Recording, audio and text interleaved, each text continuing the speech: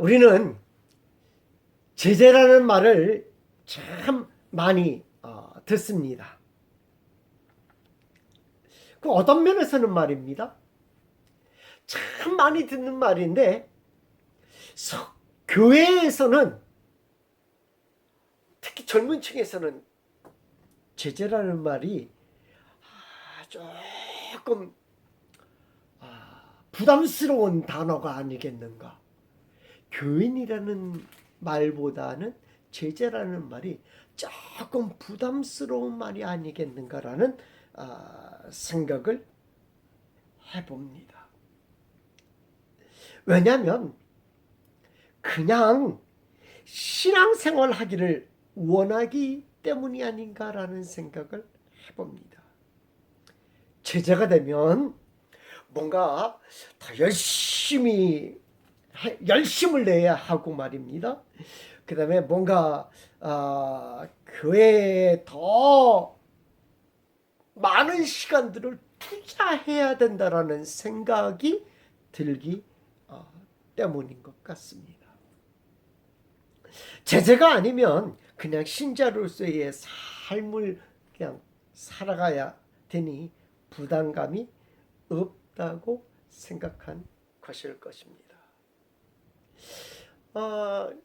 그냥 제재가 아니면 그냥 주일날 그냥 딱 나서 예배만 딱 드리고 예배 끝나면 어떻게 한사같이 집에 딱 가고 나머지 시간 전혀 부담감 갖지 않고 그냥 그렇게 예수님 믿는 자로서 산다면 이거 그렇게 큰 부담은 느끼지 않을 거라고 생각을 해요. 근데 제재라고 하면 말입니다. 뭔가 금요일도 나가야 되고 수요일도 나가야 되고 토요일도 나가야 되고 새벽 예배도 나가야 되고 전도대회도 나가야 되고 봉사도 나가야 되고 이거 참 그런 걸 몽땅 다 해야 된다라는 그런 부담감들이 있는 것 같아요. 정말 그럴까요? 마태복음 28장 19절 20절은 마태복음을 끝나면서 그러므로 너희는 이렇게 하라는 말씀으로 주신 것입니다. 19절 20절에 이렇게 돼 있어요. 그러므로 너희는 가서 모든 족속으로 제자를 삼아 아버지와 아들과 성령의 이름으로 세례를 주고 내가 너희에게 분부한 모든 것을 가르쳐 지키게 하라. 볼지어다 내가 세상 끝날까지 너희와 항상 함께 있으리라 하시니라. 우리에게 주신 의미를 살펴보면서 본문을 통하여 은혜가 되는 시간이 되었으면 한다라는 생각을 해봅니다. 제재라는 말은 먼저 예수님이 세우신 제도인 줄 압니다. 제도라고 하면 관료적인 색채가 약간 강한 그런 느낌이 듭니다. 그래서 제재라고 하면 그 관료 제도에 들어가는 것으로 생각하는 것입니다. 우리가 제재가 되면 어떤 관료 제도에 들어가는 것입니까? 그렇지는 않다라는 생각을 해봅니다. 제재라는 이 이름은 말입니다. 교인이라는 이름의 다른 이름인 줄 믿습니다. 제자라는 이름은 말입니다. 성도라는 이름의 다른 이름이라는 사실입니다. 제자라는 이름은 말입니다. 어떤 특별한 무리에게 주어진 이름이 아니라 예수님을 믿는 모든 자에게 주어진 이름이라는 것입니다. 성경에서 제자라는 말이 많이 등장하지는 않습니다. 그러나 성경에서 예수님이 우리라는 표현을 사용하면 성경에서 우리라는 표현을 사용하면 제자들에게 하시는 말씀이고 무리들이라는 표현과 사람들이라는 표현은 일반적으로 예수님을 따라다니며 말씀을 듣기도 하고 병을 고치기도 하지만 예수님을 믿지 않는 사람들을 가리키는 말이기도 합니다. 누가복음 8장 43절 이하에 보면 좀 이렇게 기록되어 있습니다. 이에 12회를 혈류증으로 앓는 중에 아무에게도 고침을 받지 못하던 여자가 예수의 뒤로 와서 그의 옷가에 손을 대니 혈류증이 즉시 그쳤더라. 예수께서 이르시되 내게 손을 댄 자가 누구냐 하시니 다 아니라 할 때에 베드로가 이르되 주여 무리가 밀려들어 미나이다. 예수께서 이르시되 내게 손을 댄 자가 있도다. 이는 내게서 능력이 나간 줄 알미루다 하신대. 여기서 얘기는 무리. 예수님을 믿지 않으면서도 그냥 막 따라다니는 사람들을 일컫는 말이라는 거지요.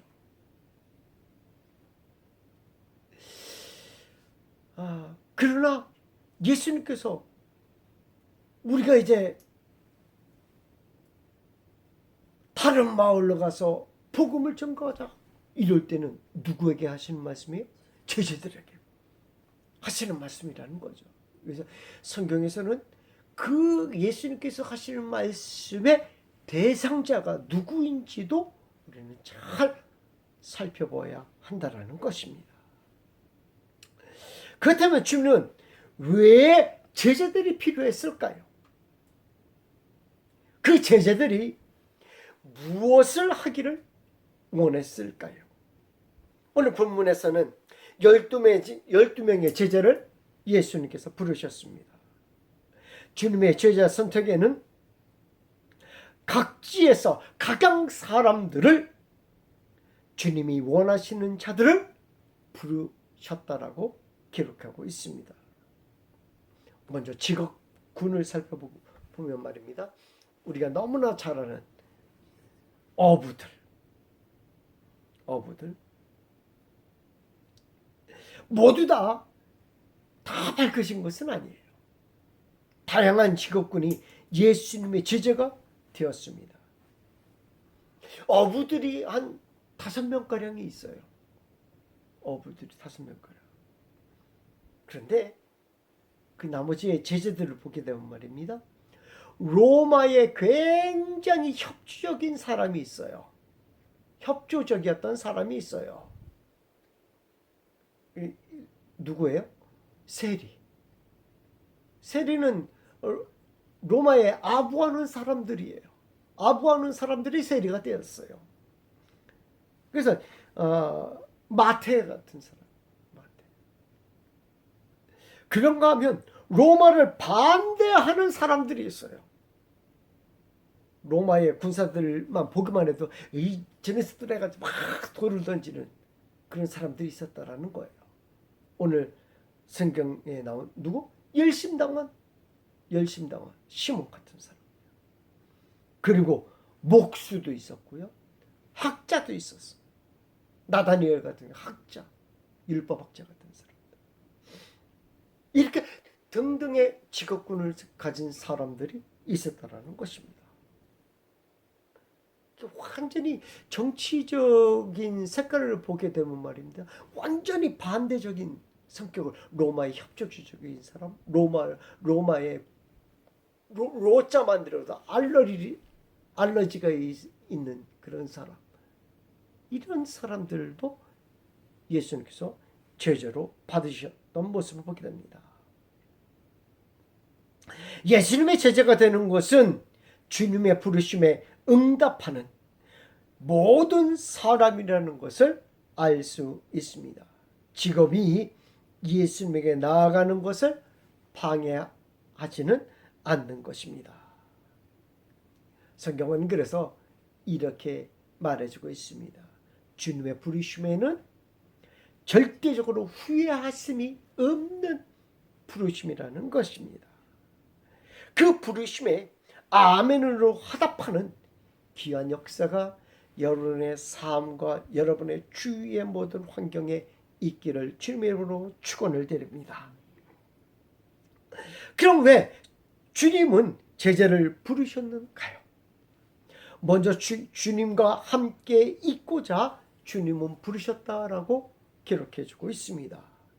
이에 열두를 세우셨으니 이는 자기와 함께 있게 하시고, 제자가 되는 것은 주님과 함께 동행하게 하기 위함이었던 것입니다. 그렇다면 주님과 함께하지 않으면 제자가 아니라는 것입니다. 어떤 애는 교회만 다니는 분들도 있습니다. 어떤 이는 예배만 참석한다는 분들도 있습니다. 어떤 이는 예수만 믿으면 되는 거 아니냐라는 분들도 있습니다. 우리가 가장 중요하게 여기는 것은 그가 예수님과 동행하고 있는가, 이 부분이 가장 중요하다라는 거예요.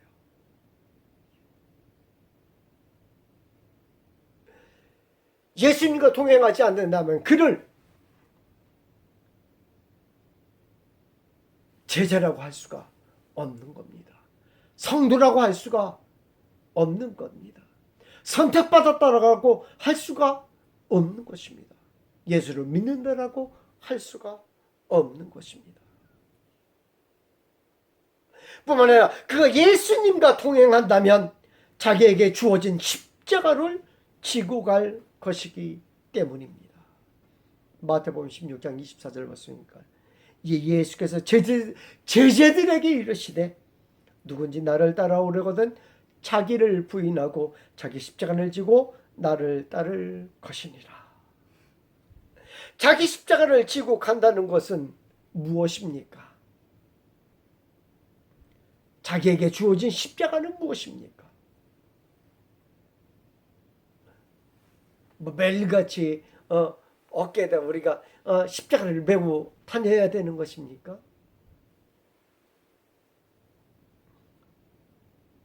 저는 이렇게 생각을 해보았어요. 자기에게 주어진 십자가는 중보 기도라고 생각이 되어집니다. 기도하면 할수록 말입니다. 자신에게 주어진 십자가는 점점 더 무거워질 것입니다.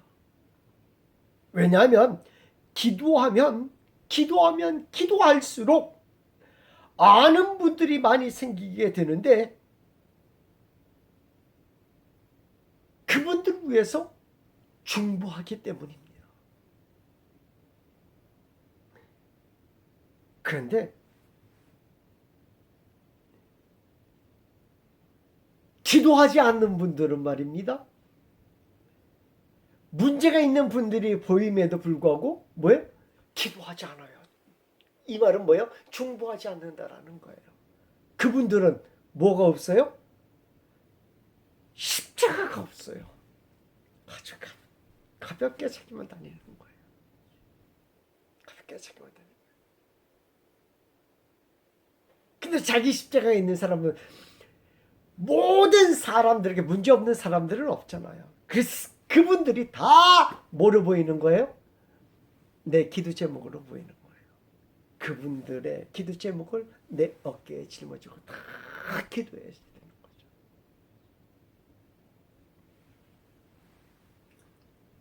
여러분, 여러분의 십자가의 지경이 넓어지기를 주님의 이름으로 축원을 드립니다.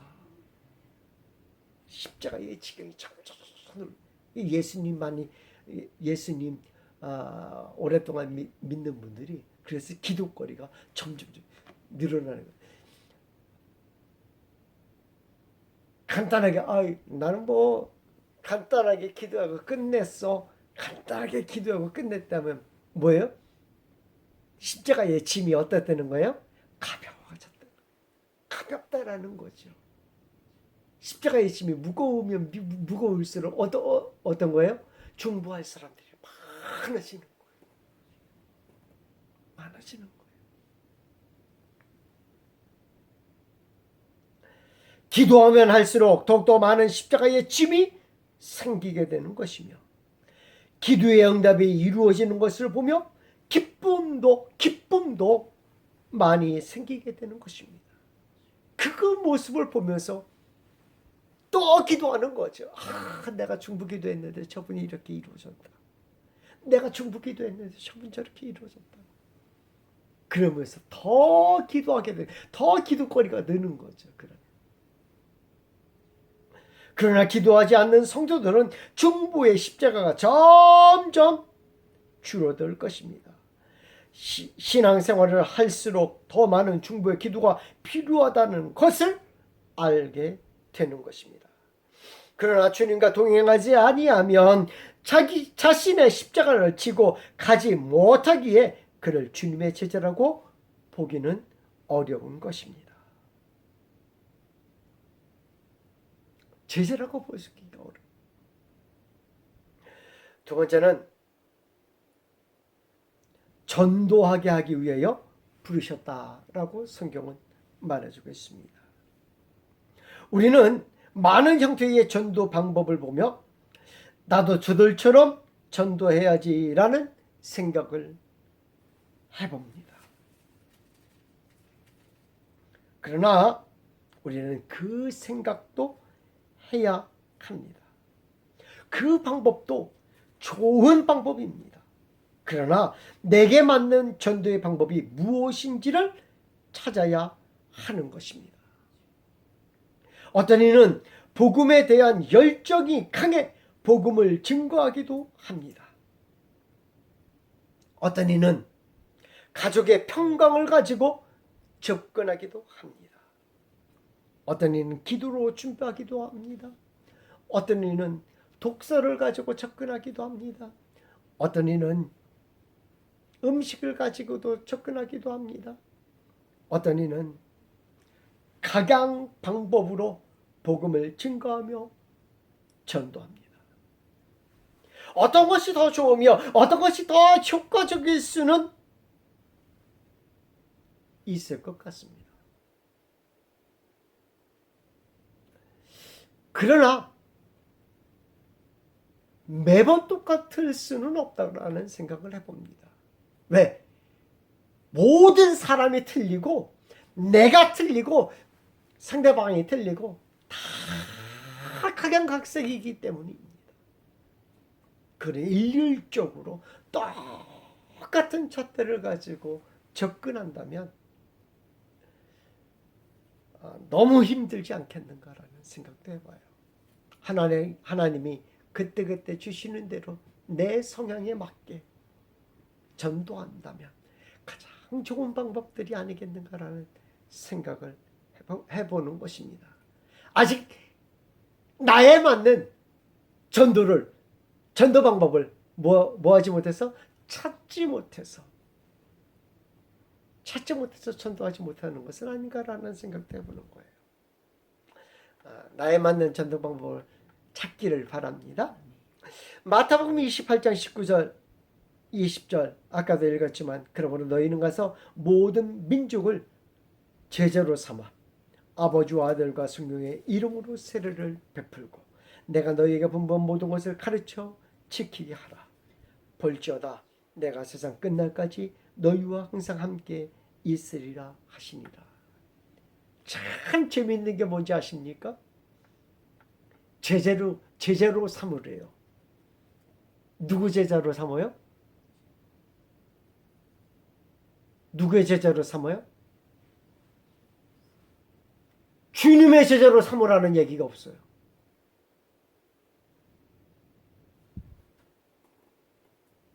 내가 분부한 것을 가르쳐 지키게 하라지 주님의 제자로 삼으라는 얘기가 없어요. 누구의 제자로 삼아요? 나의 제자로 삼으라는 거예요. 나처럼 당신도 예수님 한번 믿어보세요.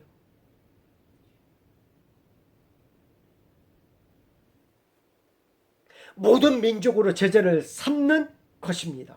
여기에 저 사람은 무엇 때문에 꺼려지고 저 사람은 무엇 때문에 꺼려진다는 것은 우리의 생각일 뿐입니다.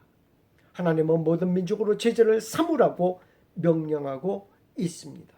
기회가 된다면 어떤 이야기든지 우리는 복음을 증거해야 한다고 생각합니다. 같이 일하는 분 중에 우리에게 이렇게 말하는 것을 들은 적이 있습니다. 두 분이 늘 부럽다는 거예요. 항상 웃는 두 분이 너무 부럽다는 거예요.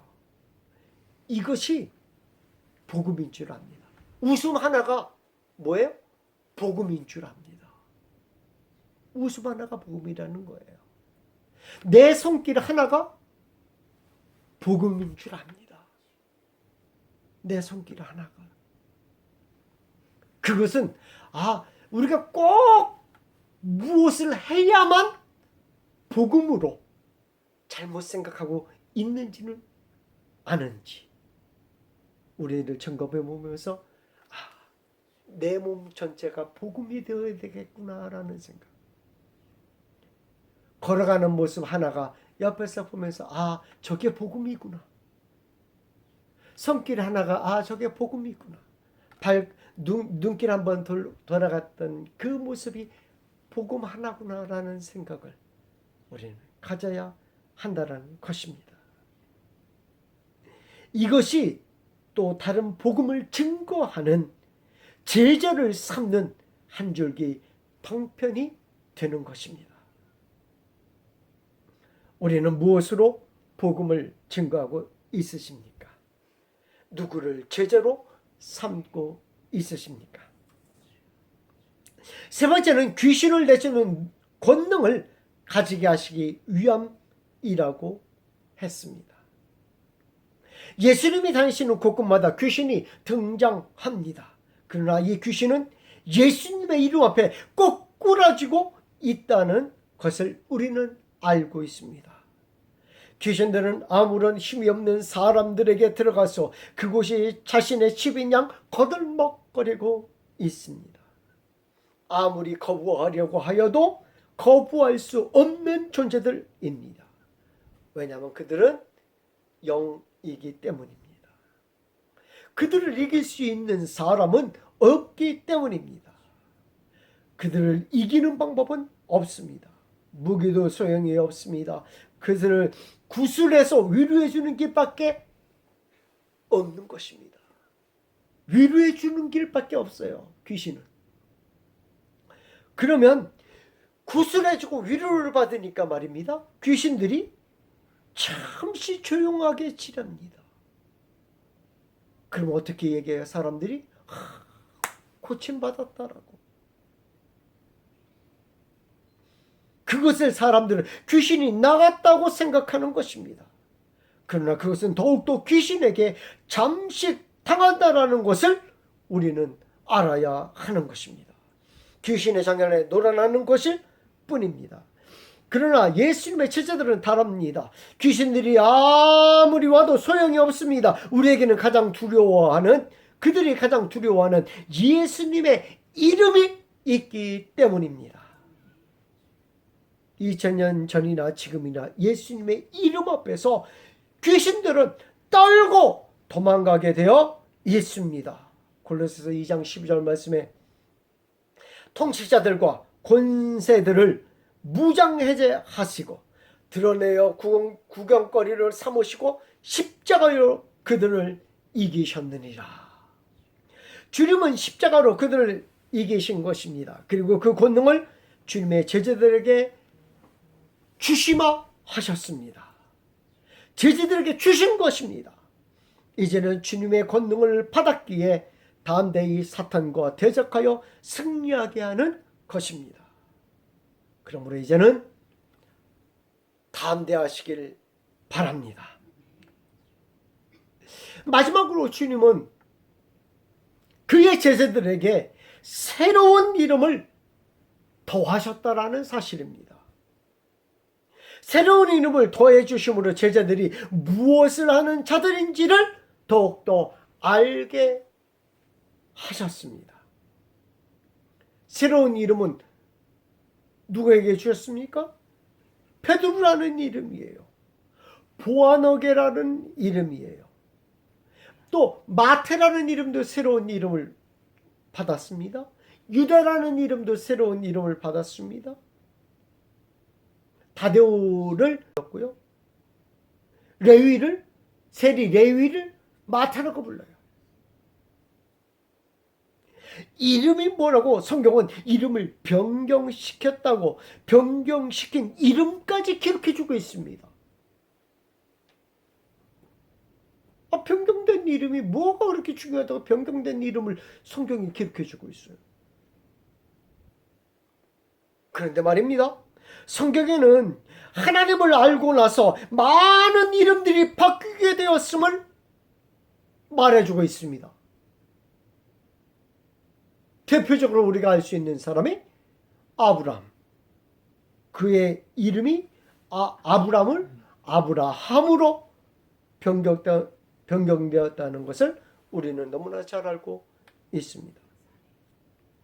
이렇게 변화된 이름이 필요한 이유는 무엇입니까?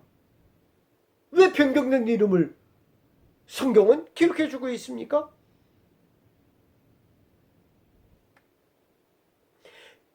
이름의 변화는 복음이 사람을 변화시키고 새 삶을 주는 상징인 줄 압니다. 이름을 통하여 옛사람이 아닌 새사람이 되었음을 선포하신 것입니다. 그들의 사명과 정체성을 새롭게 세우신 줄 압니다. 그래서 그런지 말입니다. 천주교에서 이 세례명으로 성인들의 이름을 따서 지어줍니다. 여자들에게 가장 많이 주는 이름이 뭐예요? 뭐 마리아,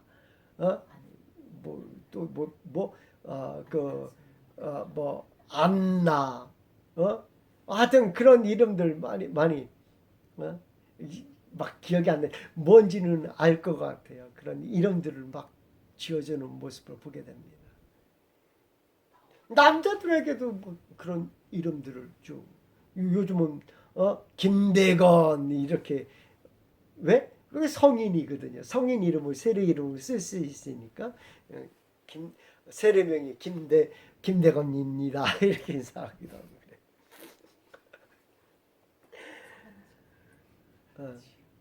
그런데 그러면 우리에게는 없습니까? 우리에게도 있습니다. 우리에게도 새로운 이름을 지어주셨다라는 것입니다. 그것이 바로 뭐예요? 성도라는 이름입니다. 하나님께 속하여 구별된 사람, 곧 하나님의 백성을 가리키는 말입니다. 세상과 구별되어 하나님의 뜻을 따라 살아온 사람임을 가리켜 말해주는 이름입니다. 말씀을 듣는 우리가 성도인 줄 믿습니다. 그렇다면 우리는 예수님을 믿음으로 예수님의 제자가 되어 새 이름인 성도를 받은 자들인 줄 압니다. 우리가 예수님의 제자들인 것입니다. 제자들답게 주님과 동행하며 주님이 주신 능력으로 마귀를 몰아내며 세상에 주님의 복음을 증거하는 귀한 성도들이 되기를 축원드립니다. 내가 성도이고 내가 주님의 제자이고 내가 하나님의 선택을 받은 자들이라는 사실입니다. 기도하겠습니다.